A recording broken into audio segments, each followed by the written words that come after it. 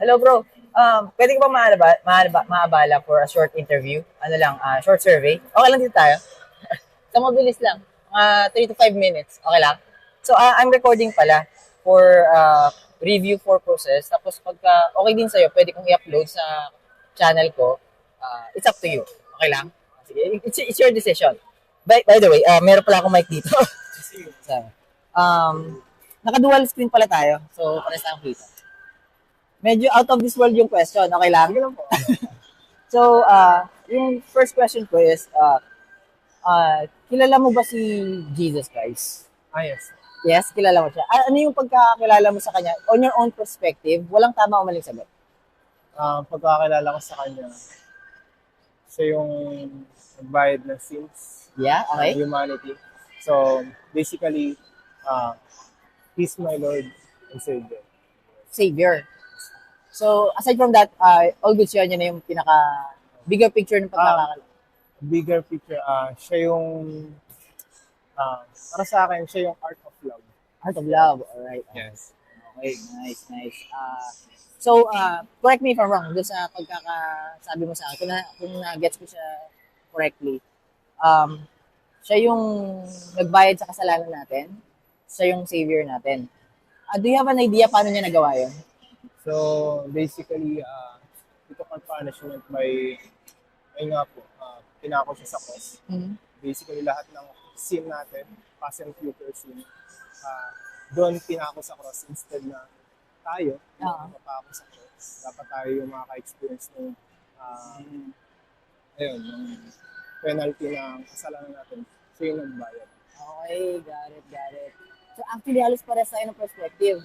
So, siguro, follow-up question ko, you believe in heaven and hell, right? Yes, okay. At tingin mo, anong idea mo kung paano makakapunta sa langit ang isang tao? Actually, by having faith in Christ. Having faith. By trusting His Lord. Okay.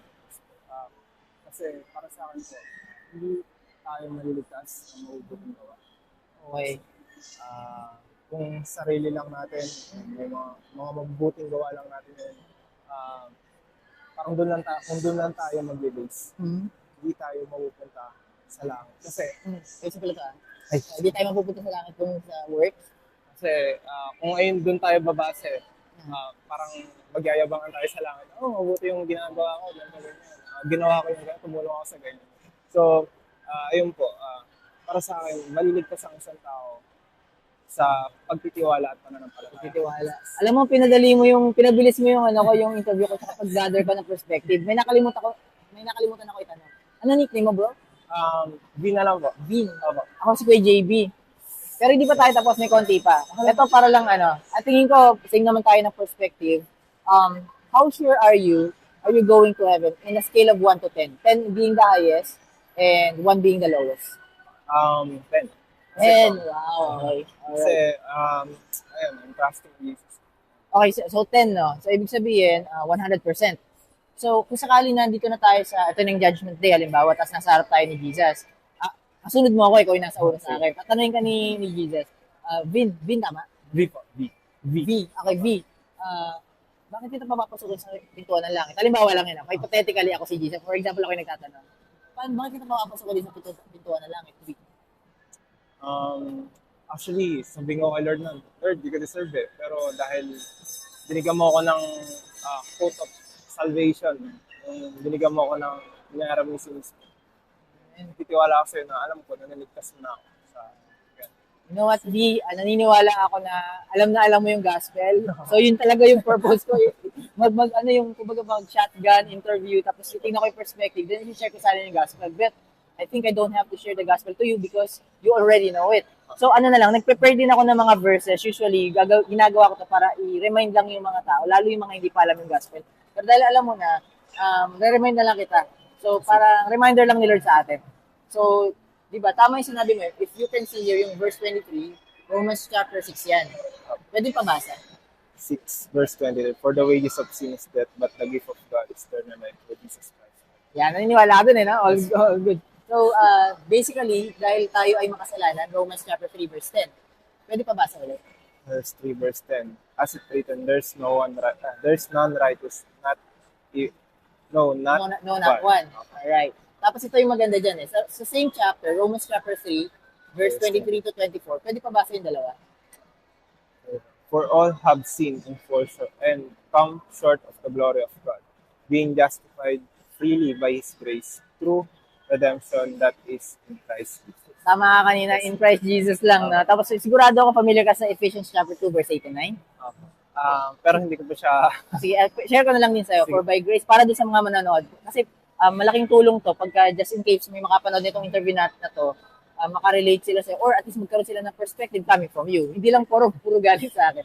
So yung Ephesians chapter 2 verse 8 and 9, just a reminder, for by grace are ye saved, you are saved through faith and not by yourselves, it is the gift of God. Yun yung verse 8, di ba? Tapos yung verse 9, not of works, tapos yung sinabi mo kanina. So no one shall boast. So no man can boast. Para hindi natin may pagyabang yung mabuti nating gawa. So, sobrang thank you. Actually, kinakabahan ako kanina. This is the first time that I'm doing this kasi usually long form, nakaupo. Sabi ko, try ko nga mag-shotgun, try ko mangharap. Thank God, ikaw yung pinadala sa akin, in-encourage ako ni Lord. So, thank you, V. Meron ka bang gustong ipag-pray? So, ang gusto ko lang po ipag-pray is spiritual life. Spiritual life? Then, getting closer more to God? Yes mo, okay. More important. Then, malig pa yung mga tao or gamitin tayong dalawa po. Kasi nag-share din po talaga ako gospel. Kung pwede mo, share tayo ng gospel. Sige.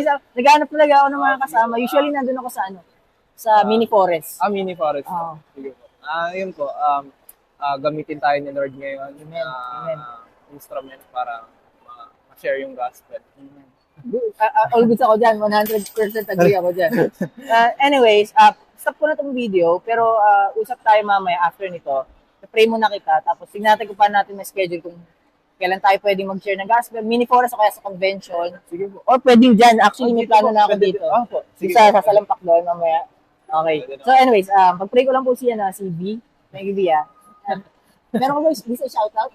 Akala mo, wala naman. Okay, guys.